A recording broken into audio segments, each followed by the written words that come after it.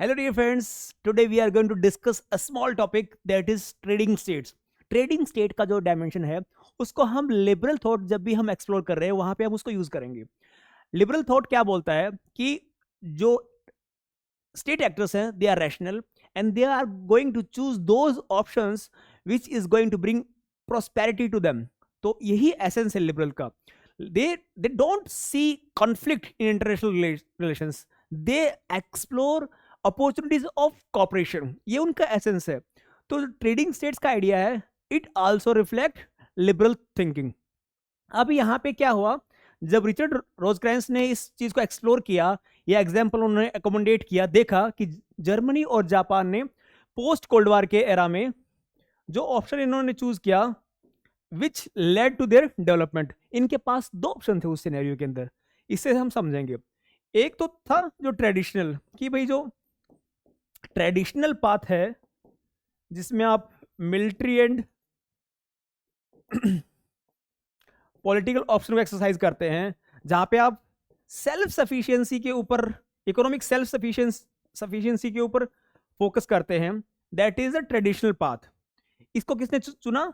Russia ने और अपने यूएसए ने। अपने यूएसए बोला as if it belongs to us.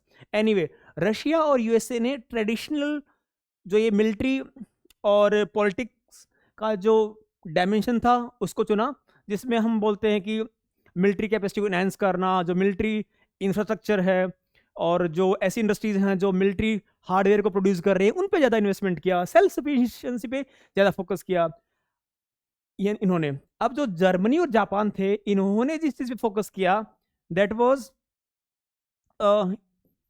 International division of labour. अब ये क्या है?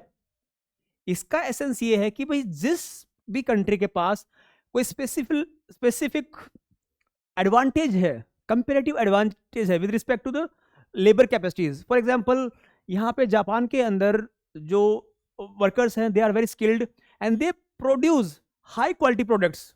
तो इस पर्टिकुलर डायमेंशन को इन्होंने अपने प्रोडक्ट्स को अच्छा बनाने के लिए, अपने एक्सपोर्ट को एनहेंस करने के लिए, ट्रेडिंग की अपॉर्चुनिटीज को बेटर करने के लिए यूज किया। ऐसा ही जर्मनी ने किया। तो इन्होंने ये चीज चुनने की बजाय इन्होंने ट्रेडिंग का रास्ता चुना अपने डेवलपमेंट के लिए।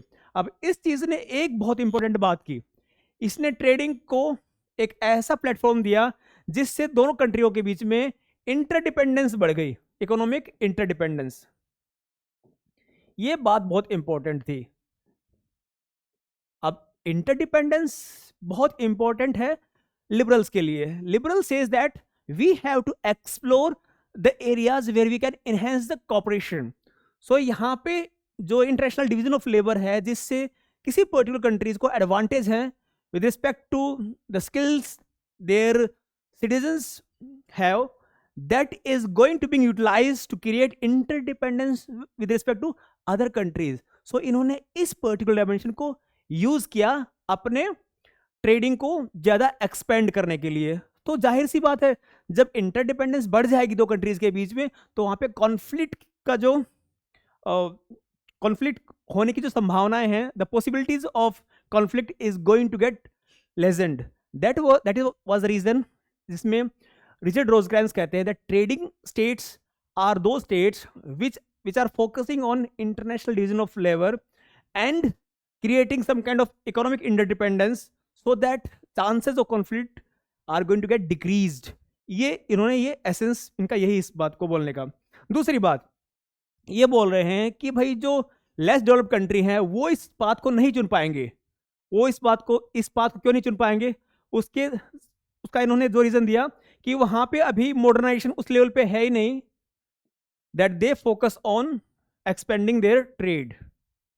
इस बात को ये बोल रहे हैं। तो इसका एसेंस यही है कि हमको अपने जो कंपैरेटिव एडवांटेज है उसको एनहेंस करना चाहिए और ट्रेड रिलेशंस को इंप्रूव करना चाहिए, सो दैट जो कॉन्फ्लिक्ट के एरियाज है उसको लेस किया जा सके।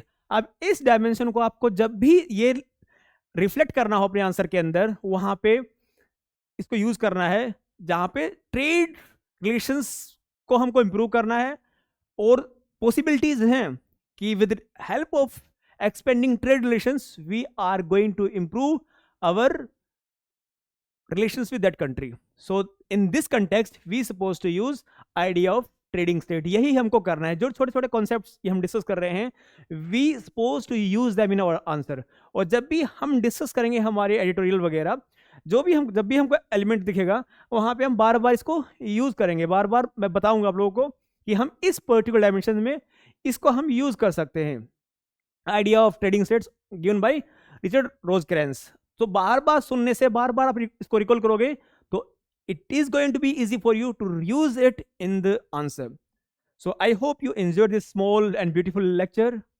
Thank you.